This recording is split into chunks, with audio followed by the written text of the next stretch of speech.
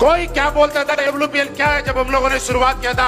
आज किसी परिचय का मोहताज नहीं है। अगर कोई पूछे तो सिर्फ इतना बता देना कि डब्ल्यूपीएल एक वो प्लेटफॉर्म है, हम लोगों का वो भाग्य निर्धारित करने वाली संस्था है, वो कंपनी है कि 1996 से हिंदुस्तान में डायरेक्ट सेलिंग में जिन लोगों को सिर्फ सपने दिखाए गए, उन सपनों को पूरे कराने का नाम है डब्ल्यूपीएल है यार।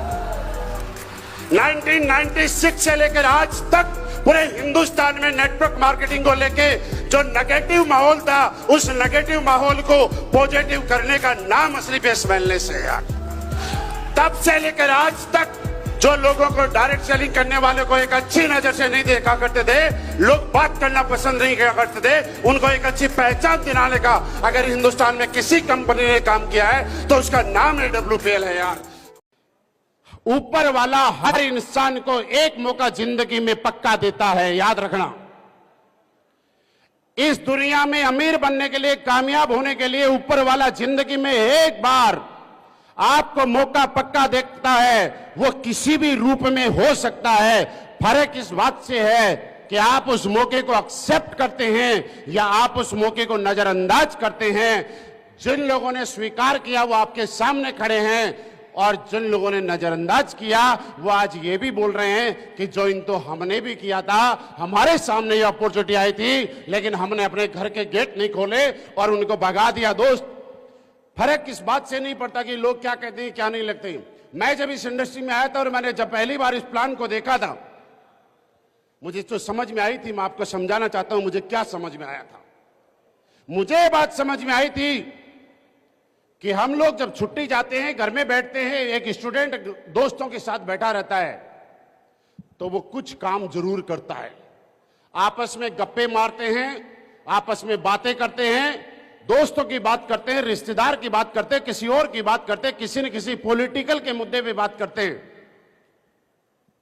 और बहुत सारे लोग तो ऐसी ऐसी बातें करते हैं। आप कभी ट्रेन में बैठे होंगे, बस में बैठे होंगे तो आपको देखेंगे यार देश की अर्थव्यवस्था बड़ी खराब चल रही है, इन लोगों से संभाली नहीं जा रही।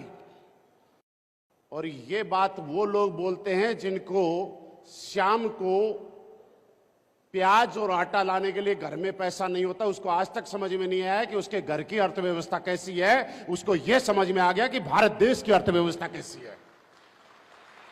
मिलेंगे आपको ऐसे लोग जिनको अपनी घर की अर्थव्यवस्था आज तक नहीं संभली है, लेकिन देश के जरूर ठेकेदार बन जाते हैं। मेरे दोस्त, ऐसे हर आदमी को लोग मिलते हैं। मुझे एक समझ में आई कि लोगों से बातचीत करना है, लोगों के साथ अपनी बात रखनी है।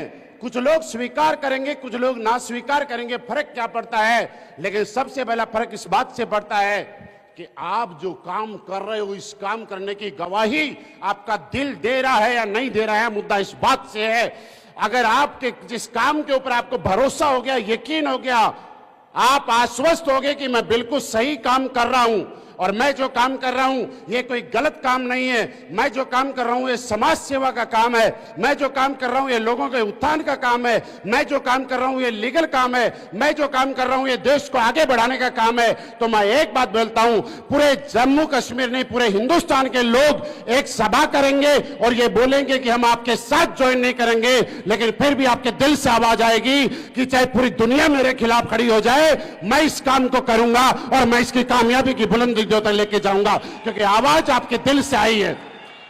फर्क कभी नहीं पड़ेगा कि लोग क्या बोलते हैं, फर्क ये पड़ेगा कि आपका दिल क्या बोलता है।